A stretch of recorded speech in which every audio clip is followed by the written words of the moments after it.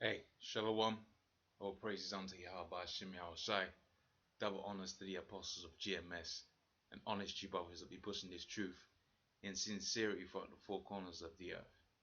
It's gonna be a video um, based on the topic that you see here, and essentially from the title you can extrapolate some of the statements I'm gonna make. And what's gonna happen is over a period of time, and by way of this ISIS or whatever these people out there within the Middle East are causing, which are really mercenaries working for the American government, must I point out, working to the further the agenda of the elite banking families. All right, we're gonna see them. They're gonna use them as a dual instrument in implementing a stigma against the men of the Lord. All right, that stigma being a religious extremist. For all intents and purposes, we are extreme about our religious beliefs. But let's not put let's put that into perspective what that statement means, man. All right. Now, for all intents and purposes, this ain't a religion because religion is a system developed by the elite government to control the people. That's why the word religion comes from the Latin word religio, meaning to hold back and restrain. All right. So when we talk about the truth, the men at GMS, well, first and foremost, it's not a religion. But as far as Esau is concerned, this is a religious belief. And as far as in terms of the word of Yahweh Hashem Yahushua, yeah, we are extreme about it. Matter of fact, the scripture says how we will, roughly paraphrasing, how we we are to stay steadfast to the doctrine of Yahushua, right? Yahweh Hashem Yahushua to death. Okay, you're supposed to strive for that unto death. So even though these guys out there in IUIC and so on and so forth, even though they don't consider themselves as extreme and about this word as we certainly hope that we are, and certainly hoping that we're the elect men of the Most High, they will be, and they're gonna be classed under the same banner as of a religious extremist. Now, if I was to take a step back and really put that into perspective of what that means for an individual like that, well, you're better off just going down for the truth, man. All right, you're better off being at GMS than sort of trying to amalgamate your American lifestyle with the truth, only to be called a religious extremist anyway. You might as well be with the truth and have a hoping a hoping chance that you're gonna be a better hoping chance that you're one of the elect. In fact, the scripture says that comes to mind. The scripture talks about how if you were lukewarm about this truth, and certainly amalgamating the American lifestyle with this truth is being lukewarm about this thing. You really is supposed to go full heartedly. In fact, the scripture goes on also to say in another part of the scriptures, if ye depart from the Lord and return, seek him 10 times more. Now, is 10 times extreme? If you was dealing with a chicken, it fizzled out, and you saw her again, and you was wanting to go 10 times even more than the first time, guess what? That's extreme, man. In matter of fact, if you did that to one of these so-called black women, they will call you out for being extreme. But the scripture says you're supposed to seek the Lord 10 times more. Right now, are these other groups seeking the Lord 10 times? No, of course not, because they take times out, man. They take the winter off. All right, they cut parts out of the doctrine, or twist the scriptures so that it fits their comfortable vision of how the world is supposed to be, man. But they're still gonna be classed as religious extremists when this thing goes down, man. All right, and I'll just go for the straight truth, man. I'll put my all into it if I was these guys, man. So without much further ado, let me get into this article and start rambling. So it says here, take this test to see if most Americans would consider you a religious extremist. Okay, now let's read the first paragraph, and it becomes blatantly clear that this banner of religious extremists is far broader than ISIS jihadists, which are all over in the Middle East, right? Are beheading people, as it quotes in the halfway through the first paragraph. It says, "Are you a religious extremist? For years, world leaders have been endlessly proclaiming we need to eradicate extremism. But what does extreme Slovakia? But what extremism is many will point to ISIS, jihadists all over in the Middle East that are beheading people, and that don't agree with them as examples of, a religious extremists, and I think that very people, right, would argue, and I think that very people would argue with that. But our politicians, especially the liberal ones, rarely use the term Islamic terrorism anymore. All right, instead they tend to use the term religious extremists. And it says, and they have a much, and that has a much broader connotation. It says, in fact, if you are a Bible believing Christian, you are probably included in that category. So you got them Bible bashers um, out there, in the Bible Belt. They're considered under the same banner, man. All right, it says most Bible believing Christians will never think of themselves as being similar to the radical jihadists in the Middle East, but that is precisely how many of their fellow Americans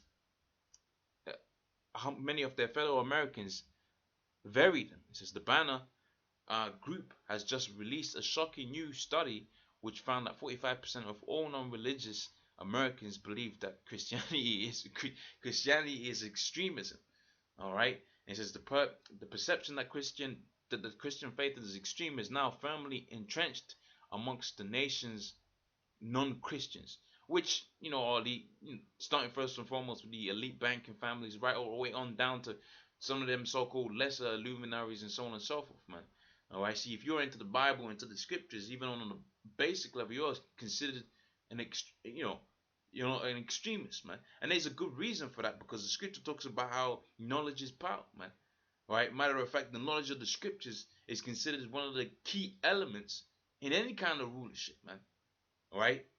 Whether it was the Greeks, the Romans, and so on and so forth, they understood that, man, when these Negroes, Hispanics, Native Americans turn onto their most high, their power, right? You ain't gonna take them down, man.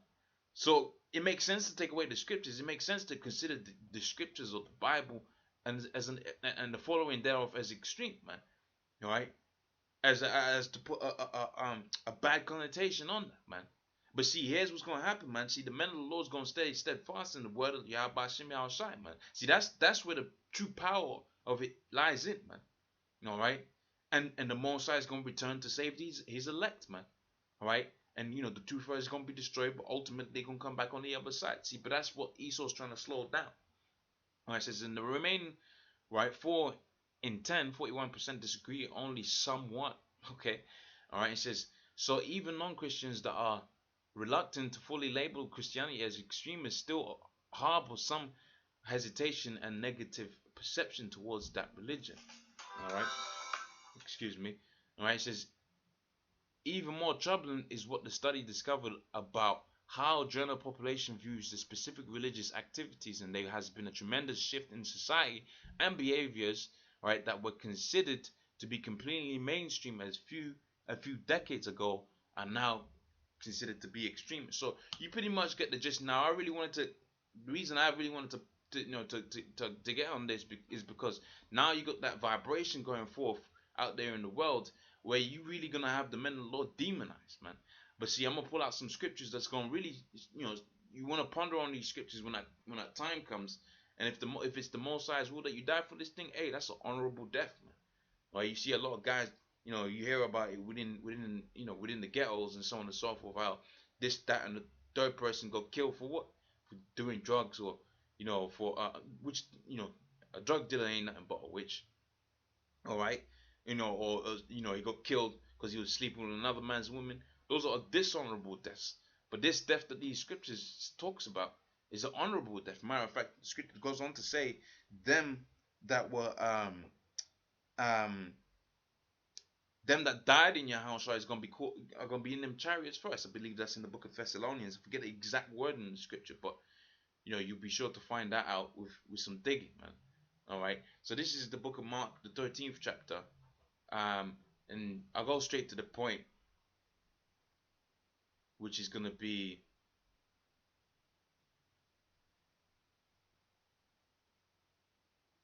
the 9th verse. It says, "But take heed to yourselves, for they shall deliver you up to council, and in the synagogues you shall be beaten, and shall be brought before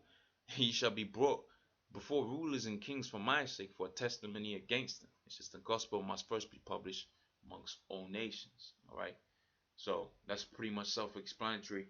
This is Book of Revelation, the 20th chapter on the 4th verse. It says, "And I saw thrones, and they that sat upon them, and judgment was given unto them. And I saw the souls of them that were beheaded for the witness of Yahushua." All right, so you're gonna get guys that are gonna get beheaded. You're gonna get their heads chopped off publicly as well. All right, for a testimony and a witness of Yahushua, and for the word of the Most High. See, that's the stability. Matter of fact, the Book of Isaiah tells us, knowledge and wisdom is going to be the stability of that time. So you got guys that trust in all this, that, and the third. See, when the devil comes and he says, what you going to do? You're going to stay steadfast in what you're doing here in the so-called, because Esau's going to call it so-called truth, because his truth is lies. All right, you're going to stay steadfast in this, or are you gonna take this chip, man?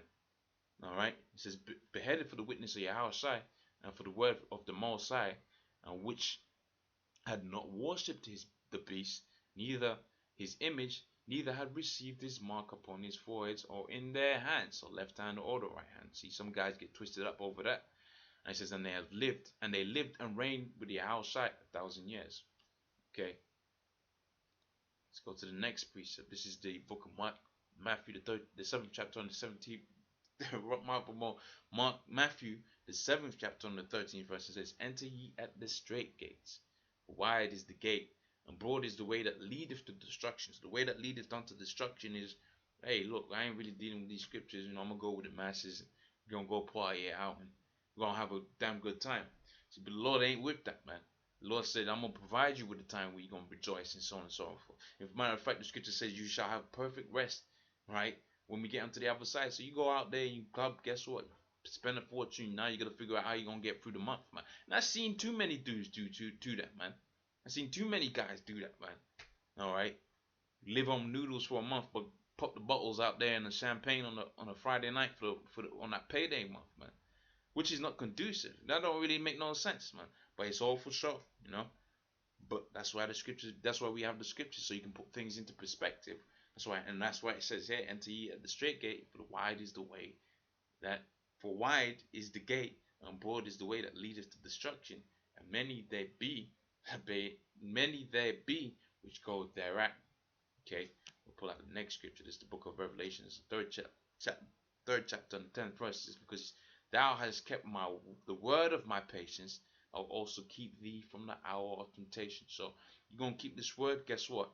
Either the Lord's gonna give you the strength to go through that beheading, or he's gonna deliver you out of that, man. All right, we've had numerous amounts of examples where the Lord had it to where, Daniel was out there with a lion sitting next to him, man. So you talking about a deliverance, man? Yeah, hey, man. Some of you guys only know the 4 blocks that you live in, but you actually go out there and you go out there into the wild. You see a cheetah, all right, or you might see a leopard. Right? Those are big creatures, let alone a lion, man. That's a big creature. That's a fearful thing. But Moses just said, "Look, man, I'm gonna have that motherfucker just slide right next to you, man, like he's just a house pet or something like that. Roughly, just to put some color to the scriptures, so to speak. All right, and just to make the example that the Most High is gonna deliver his men in the hour of temptation, man. All right, it says, "Which shall come upon you, right? Which shall come upon all the world." All right, it's interesting to find out what that word world there is, man. All right, so shall come up upon all the world. It's the word oikumene. All right, now we break it down that the John 3:16. You got the word oikumene in the cosmos, but it'll be interesting to know, man, because that word you won't have the hour of temptation, but principally the hour of temptation is gonna really affect you, Jakes, man. Alright, it's gonna come upon all of you Jakes, man. You're gonna be proposed, because Esau, if he takes the chip, so what? He's gonna die anyway. He's gonna be eradicated. Alright, but you Jakes, when you take that chip, man, when you take that mark, that's it for you, man. That's your ass, man. That's your ass to grass. Alright?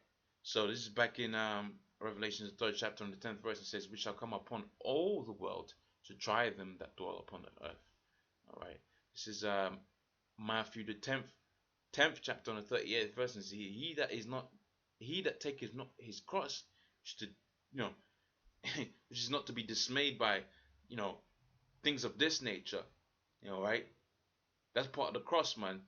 to be labeled as an extremist and, you know, pretty much a bad guy for the testimony of Yahweh Shai. All right, that's to take up your cross, and the scripture says this is Yahweh Shai speaking. He said, "And he that taketh not his cross and followeth after me is not worthy of me." All right, and he that findeth his life. So you go out there and you're like, "Nah, man, I don't want to be classed as that." You go out there, you build up some life and some businesses and all of that, shall lose his life. All right, and he that loseth his life for my sake. So you come into this thing and you have some kind of aspirations and so on and so forth, and you lose all of that. Then at the end, he's gonna find it. See, your brother put me onto this, man. All right, brother put me onto this statement. How the Most High really is ironic, man. Here it is, you have a guy that's just, he's like, oh man, look, fuck it, fuck trying to be this, that, and the third. Let me just get into these scriptures. He's the person that's gonna find life. He's the person that's gonna ultimately prosper, man, in terms of riches, wealth, women, all that. The scripture talks about that. Isaiah, was it Isaiah the fourth chapter? All right. Isaiah the 13th chapter. A man's gonna be more precious than fine gold. All right, that you're gonna be turned into a as more desirable than a golden wedge of Ophir, right? Unto all things, whether it be wealth, riches, and all that. All right, because you didn't care about your life. All right, but he that but he says he that findeth his life. So you find yourself in some kind of profession where you're sitting a bit too comfortable. All right, of which, hey, look, certain brothers got certain professions, and it really isn't you're there, but your mind's elsewhere, man. Why? Because the Most High has got you in that lot to do whatever you got to do, man. All right, because it doesn't really mess you over. But for the most part of it, you're gonna have brothers just gonna have a regular job. I don't want to harp on too much on that, but the point is made. So pretty much with that, I'm gonna say double honors. All praise unto Yahweh Shem Shai. Double honors to the apostles of GMS. All right, and honestly, brothers will be pushing this truth in sincerity. Shalom.